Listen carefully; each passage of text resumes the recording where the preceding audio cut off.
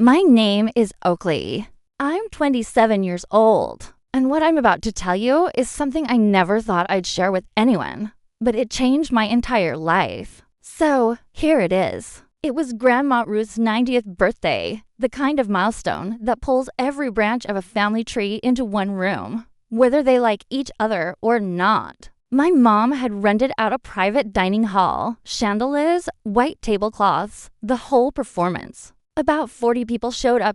Aunts, uncles, cousins I hadn't seen since middle school. Everyone dressed up, everyone smiling for photos. On the surface, it looked like a beautiful family reunion. But families are masters of surface. I drove 3 hours to be there. I took 2 days off work, which was hard because I was already behind on rent and my manager wasn't exactly thrilled about the timing. But it was Grandma's 90th. You don't miss that. She was the one person in my family who always made me feel like I actually belonged somewhere. So I came. I ironed my green dress. I fixed my hair. I showed up.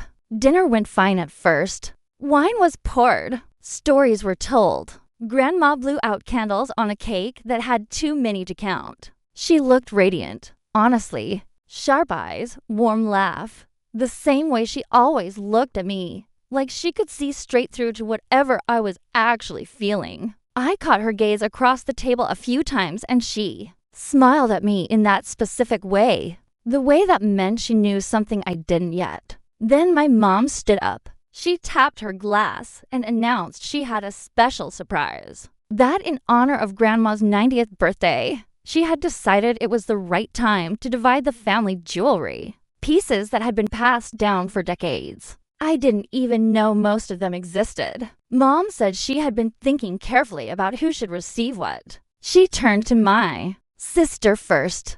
My sister got Grandma's diamond ring, the one I had seen Grandma wear my entire childhood on her right hand. My sister gasped, pressed her hand to her chest, tears in her eyes. Everyone clapped. Then my brother. He received the gold pocket watch that had belonged to our great-grandfather. My brother held it like it was sacred. And honestly, it was. More applause, more warmth in the room. I sat up straighter. I told myself to be gracious. Whatever came next. My mom turned to me. She smiled, and it was not a warm smile. It was the kind of smile that arrives right before something that is meant to wound you, but wrapped in plausible deniability. She reached under the table and placed a small velvet box in front of me. The room had gone just slightly quieter, the way rooms do when people sense something is coming. I opened it. It was empty. She kept smiling. She said, and I will never forget this as long as I live. And for you, Oakley, the empty box it all came in. Then she laughed softly like it was a joke, and a few people laughed nervously with her. My brother looked at his watch. My sister looked at her ring. I looked at the empty box, and I did not cry. I don't know how, but I did not cry. What I felt was something colder than sadness. It was recognition, the kind where you finally understand that what you always feared about how someone sees you is actually true. But then under the table, I felt a hand close around mine.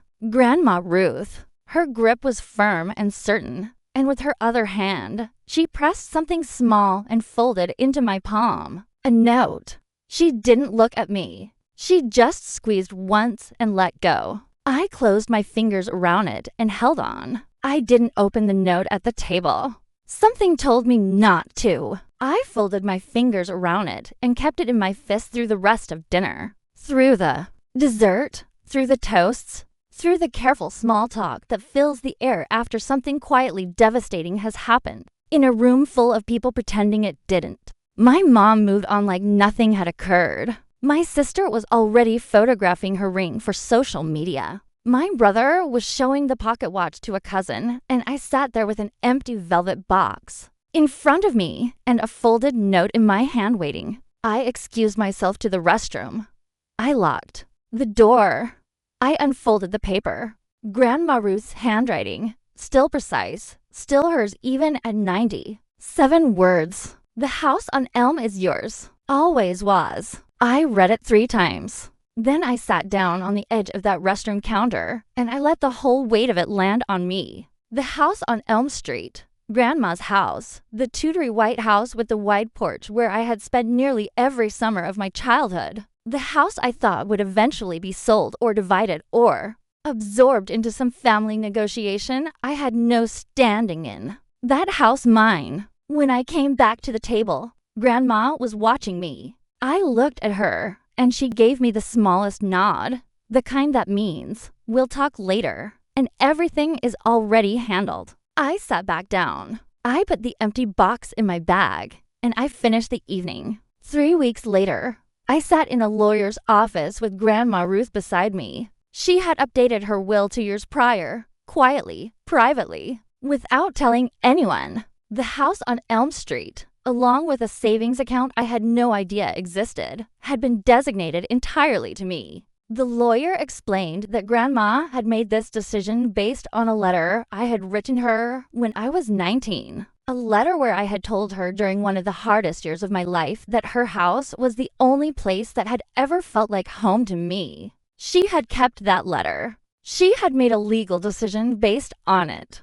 She never told me. She just waited until the right moment, and then she put a folded note in my hand under a white tablecloth. My mom found out within the week. The phone call was loud and long, and I let her finish before I said anything. What I said was calm. I told her the empty box had actually turned out to be pretty full. Then I hung up. I'm not going to tell you I'm not still processing parts of this. I am. There's a grief that comes with fully understanding the parent can look at their own child and choose to make her feel small, not once by accident, but as a pattern across decades. That kind of recognition doesn't arrive and then leave. It settles into you, and you have to learn to carry it without letting it define what you believe about yourself. What Grandma Ruth did was more than give me a house. She gave me proof. Proof that someone who actually knew me, who had watched me my whole life, had seen.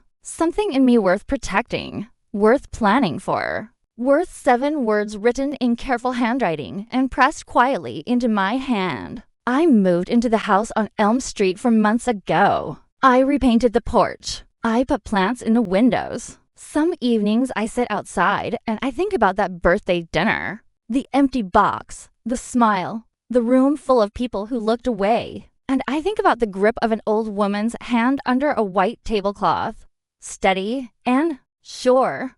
She knew exactly what she was doing. She always did.